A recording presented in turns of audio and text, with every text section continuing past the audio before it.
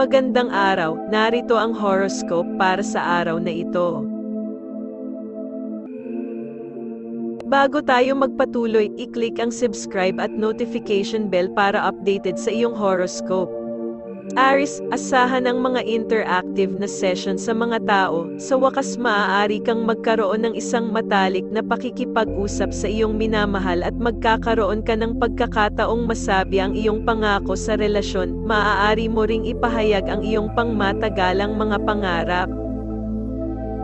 Taurus, mag-ingat, ang lahat ng iyong mga kalkulasyon at conclusion, plano at paglipat ay malamang na mawasak paulit-ulit. Maaari kang mabiggo at kahit sa mga simpleng bagay ay malamang na makapagtrabaho ka. Alam na ikaw ay banayad, mabait at malaki ang puso. Ang iyong mga kaibigan at matatanda ay mag-iikot at magbibigay sa iyo ng tulong at payo na kailangan mo. Ang mga bagay ay sa wakas na maayos. Gemini, madarama mo ang pananabik at damdamin ng pisikal at kaisipan ngayon. Maaari kang makilahok sa ilang kompetisyon at hangarin mong pagbutihin ang iyong kumpiyansa sa sarili sa pamamagitan ng pisikal na pagganap dito. Ang iyong kakayahang intelektual ay maipakita sa gawaing iyong ginagawa.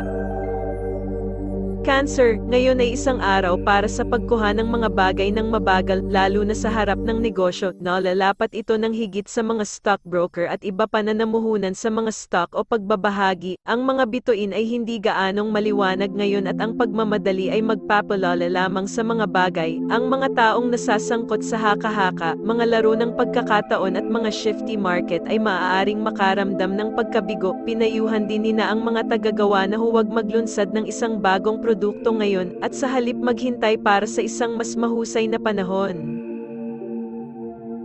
Leo, nais mong gawing malaya ang iyong personal na mga relasyon at dahil dito ay susubukan na lutisin ang mga salungatan na nasa loob mo. Kakailanganin mong magpatibay ng isang nakakakompromiso na saloobin sa buhay. Pinakamainam na lumayo mula sa mapanganib na mga pamumuhunan sa pananalapi ngayon. Ang isang kaganapan na magpapasaya sa iyo ay magaganap sa pagtatapos ng araw. Virgo, ngayon ay maaari mong maunawaan ang lubos na kawalang saysay ng iyong mga pagsisikap at pakiramdam na labis na balisa tungkol sa tagumpay na maiiwasan ka palagi. Gayunpaman, pinayuhan ka na huwag mawala ng pag-asa, ngunit upang muling pasiglahin ang iyong isip, bigyan ng tulong ang iyong pag-usisa at bigyang pansin ang mga pangmatagalang layunin.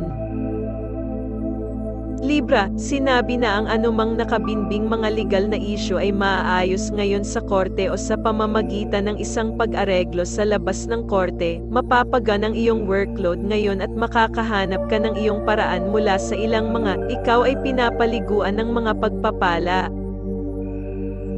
Scorpio, ang iyong balanse sa account ay maaaring maghirap bigla kapag nagpasya kang paluwagin ang iyong mga string sa pitak ka. Handa ka nang mag-splurge sa iyong mga mahal sa buhay ngayon. Gayunpaman, mahalagang alalahanin na ang halaga ng pera ay mahalaga, at sa sandaling ginugol ito ay hindi na bumalik. Matalino gumastos.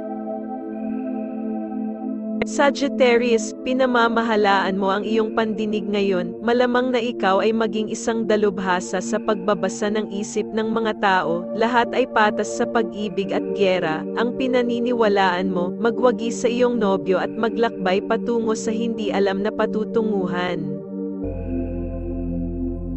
Capricorn, naging mahirap para sa iyo na pasanin ang mabibigat na mga responsibilidad sa iyong mga balikat, ngunit maging handa para sa ilan pa. Ang bigat ay magiging mabibigat dahil maraming mga responsibilidad ang idaragdag. Hindi ka na masisiyahan sa trabaho, at ibababa nito ang antas ng iyong kahusayan sa isang saglit. Gayun din, ang iyong mabait na pusong likas ay lalabas habang bibigyan mo ng tulong ang mga nangangailangan. Aquarius, ikaw ay may talento, masipag, nagtitiwala at nasa mapagkumbaba. Ang apat na katangiang ito ay ang haligi ng tagumpay. Ngayon, oras na itayo ang gusali. Ang iyong pag-usisa at pagnanais na makamit ang iyong mga layunin ay makakatulong sa iyo dito. Upang magtagumpay, maaari mong laktawan ang isang pagsusuri ng kalidad ng iyong output.